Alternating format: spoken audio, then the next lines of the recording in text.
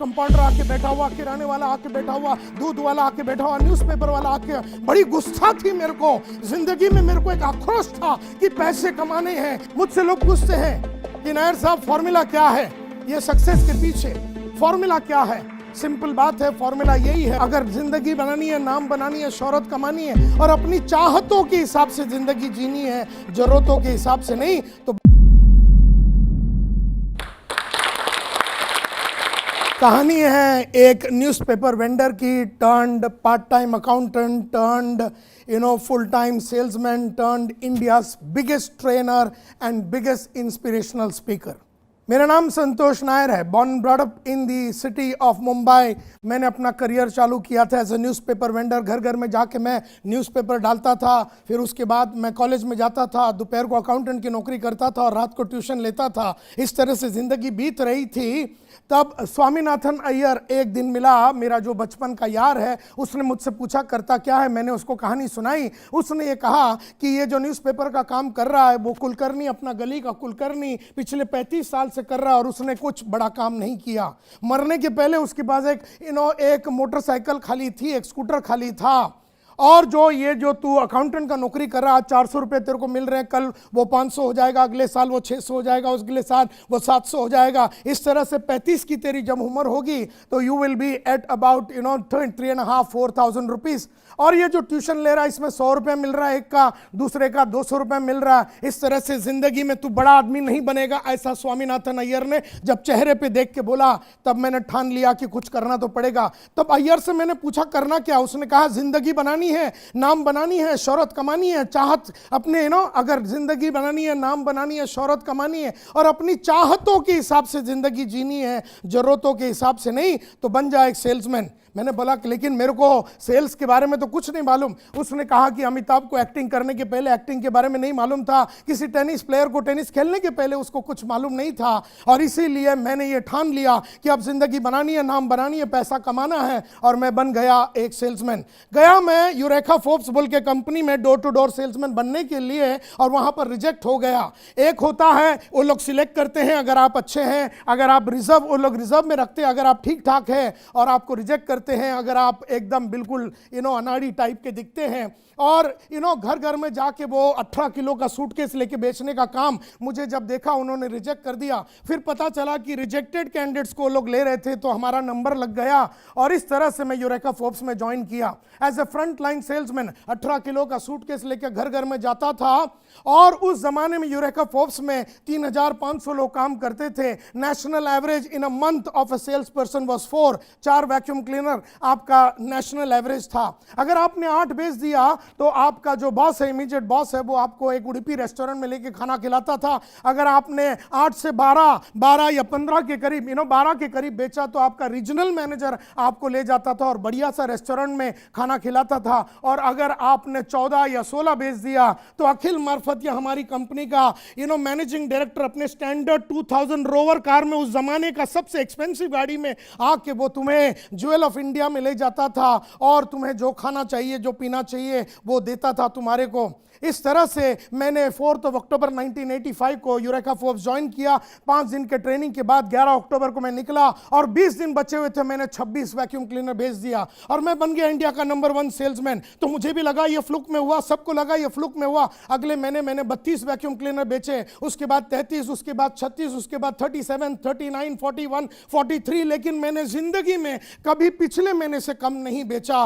और फिर मैं बन गया ग्रुप लीडर, 4 लड़के मेरे साथ थे। उसके बाद मैं बन गया सुपरवाइजर, नंबर 1 ग्रुप लीडर बना, नंबर 1 सुपरवाइजर बना, नंबर 1 सेल्समैन बना, इंडिया का नंबर 1 ब्रांच मैनेजर बना। 140 ब्रांच मैनेजर्स में पहली बार यूरेका फोर्ब्स में 200 सेल हमने किया था, 300 सेल हमने किया था, 400 सेल हमने किया था, 500 एज ए ब्रांच मैनेजर हमने किया था। इस तरह से हमने रिकॉर्ड बनाए, and in about 8.5 years 10 promotions, I was the youngest, fastest growing or richest employee in the history of Eureka Forbes.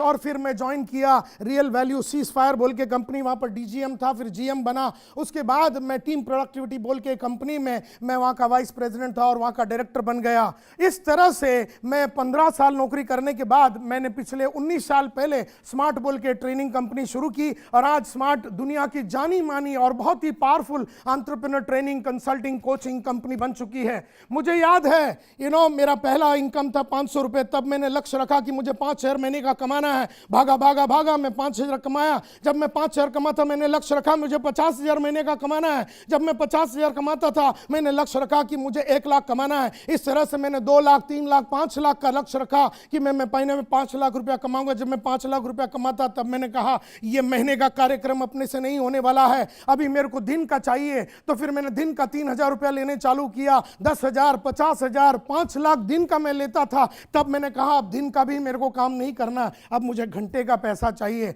और इस तरह से आज मैं 1 या 2 घंटे के लिए 7.5 से 9 लाख रुपया लेता हूं और आज मैं इंडिया का सबसे पावरफुल और दुनिया का जाना माना ट्रेनर माना जाता हूं।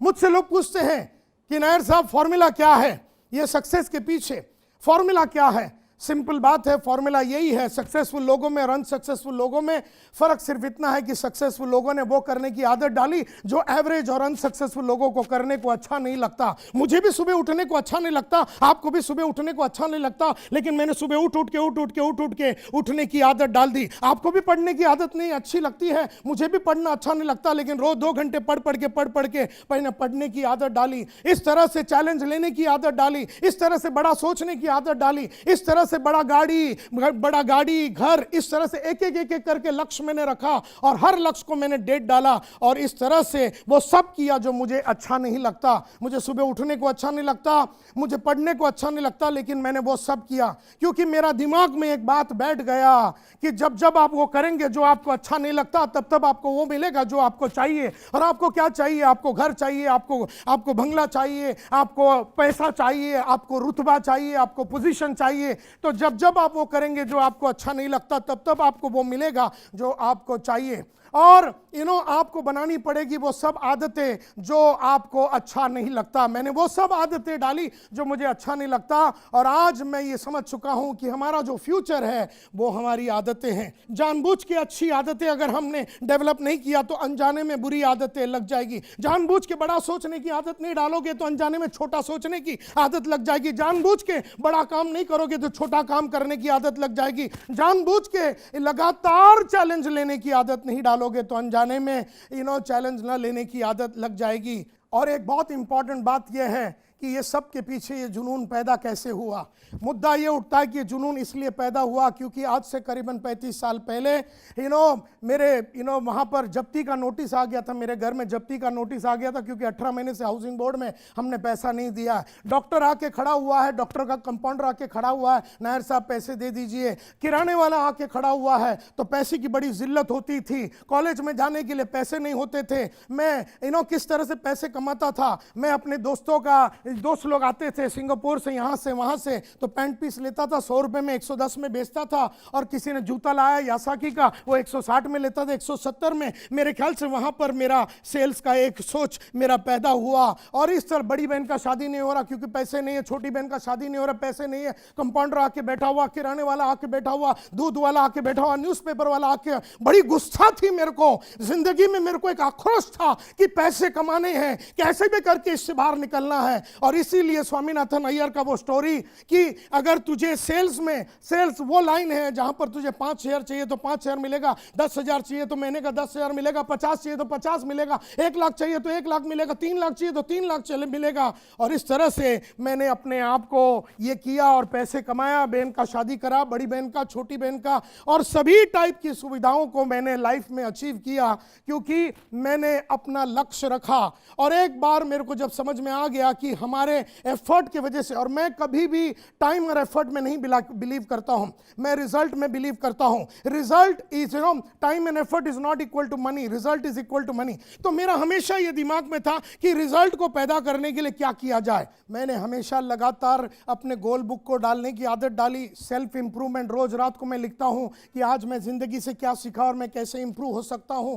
मैं लिखता हूं 21 डे पॉजिटिव फोकस बोल के एक बुक कि आज मैंने पॉजिटिव काम क्या किए, आज मैंने मैंने ज़िंदगी से क्या स्टडी किया। लगातार मैं पढ़ाई लिखाई करता हूँ और मेरी जो माली हालत है उसको बदलने का मेरा एक प्रण रहा है और तब से लेके आज तक उसी प्रण पे लगा हुआ हूँ। तब से लेके आज तक मैं कंटिन्यूसली वही सब कर रहा हूँ जो मुझे अच्छा नहीं लगता। लक्ष्य मैंने तय कर दिया है, डेट मैंने सेट कर दिया है और लगातार एक जुनूनी पागल के माफत जोश के साथ, एंथुजियाज्म के साथ, डिटर्मिनेशन के साथ, डेडिकेशन के साथ, झूठ ना बोलते हुए, काम करते हुए, मेहनत करते हुए, जब तक काम नहीं होता तब तक मैं घर नहीं जाता। एक सेल्समैन की मेरी आदत थी कि जब तक मैं वैक्यूम क्लीनर नहीं बेचूंगा घर नहीं जाऊंगा। मुझे याद है ऐसा एक ही दिन हुआ था क्योंकि हर दिन मैं बेचता था और मैंने ये डिसाइड कर दिया था बेचूंगा नहीं तो घर नहीं जाऊंगा। रोज अपने रिपोर्ट्स बराबर टाइम पे लिखूंगा, बॉस लोग के पूछने के पहले मैं करूंगा और मैं बनूंगा एक प्रोफेशनल। ना मुझे किसी की गाइडेंस की जरूरत थी, ना मोटिवेशन की जरूरत थी, ना पुश का जरूरत था, ना यादें